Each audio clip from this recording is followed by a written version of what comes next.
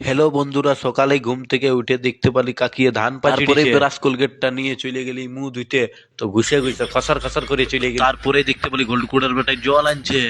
তো একটুকু পরে দেখলি মদন কুড়ার বেটায় দমে কাজগুলি খুঁজে বলছে গো। তার একটুকু পরেই দেখতে পাচ্ছি দমে গাড়ি। আমি বলি এখানে শোরুম খুলাইলো নকি রে। তারপরে দাদু বলছে না রে বাপ, এইটা শোরুম লই, এটা কিষান মান্ডি বটে হে, ধান লে। তারপরে মুখ হাত ধুয়ে চলে গেলি ঘর।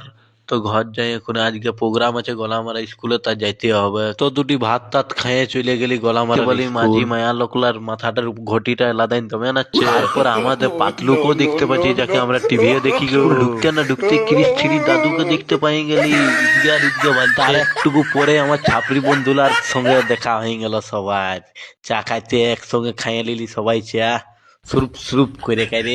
তার একটুকু পরে দেখতে পারি লুকা কুড়ার বিটি পাতলুর সঙ্গে পুরা খেলে বলছে। আর তারপরে আমার ছাপরি বন্ধুলে ফোন দেখে দেখে খিচুড়ি খেতে লাগিয়ে গেলছে।